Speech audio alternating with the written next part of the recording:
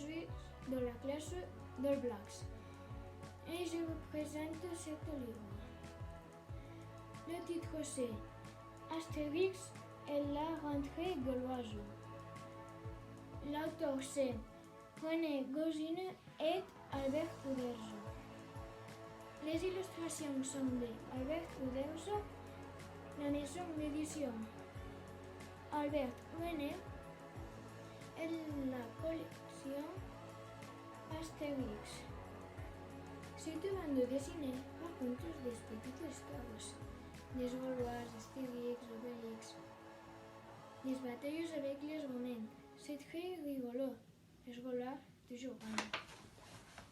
Bonjour, je m'appelle Christian et je vous présente le livre Les 12 travaux d'Héraclès. Héraclès avait un père dieu et sa mère mortale, donc lui, il était mi-dieu. Héraclès devait faire 12 travaux pour arriver à l'Olympus. Le premier travail consiste à lui rapporter la peau du lion de Némée. Il fallait tuer le lion avec des flèches mortelles. Le deuxième travail consiste à tuer l'hydre de Lerne, en brûlant les 9 têtes après avoir tué le dragon. Il trempe les flèches et les empoisonne.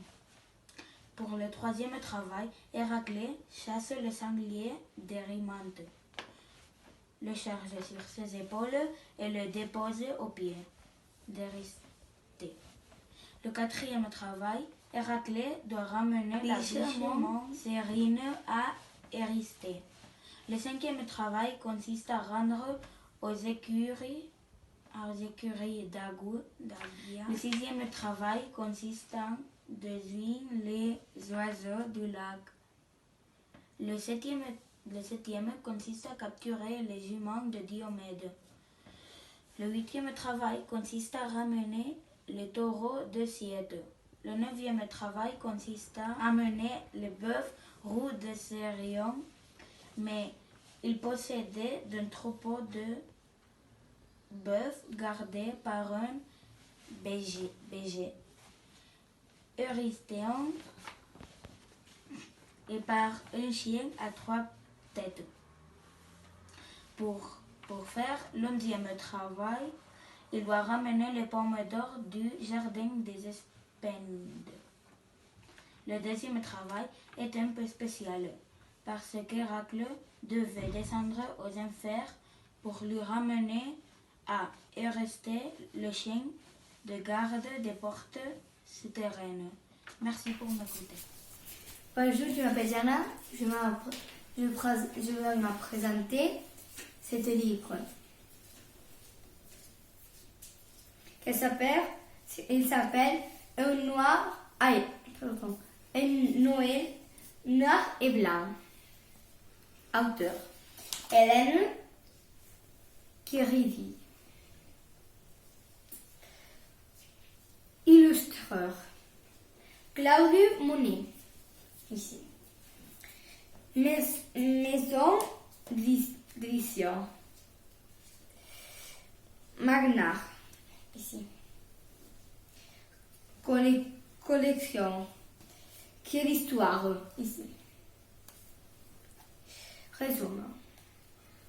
Cadre de Claudio Monet. Un soir d'hiver, le chien de Camille se perd dans la forêt. Camille sort les chercher. Et Camille reste inconscient. Elle est rescapée par quelqu'un. Lendemain, il est un merle qui les raconte toute l'histoire. Merci pour écouter. Bonjour, je m'appelle Julia. Le livre que je vous présente, c'est Le Petit Prince. L'auteur et l'illustrateur est Antoine de Saint-Exupéry. L'édition Gallimard Paris et la collection Salamandra. Le Petit Prince est l'œuvre plus connue d'Antoine de Saint-Exupéry. Ce livre nous raconte une histoire d'un petit prince, un garçon qui vient de notre planète. Le petit prince arrive sur la terre et trouve un désert de Sahara. Un aviateur qui a eu un accident avec son avion. Le petit prince lui raconte qu'il a visité d'autres planètes avant d'arriver sur la Terre.